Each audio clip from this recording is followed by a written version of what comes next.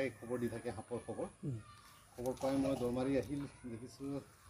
এনে দীপংকৰে কোৱা মতেতো সাপটো ধৰিব পৰা নাই কিন্তু মই আহি দেখিছোঁতো এইটো কি কয় ক'লা মচৰা এইটো নন ভেনামাছ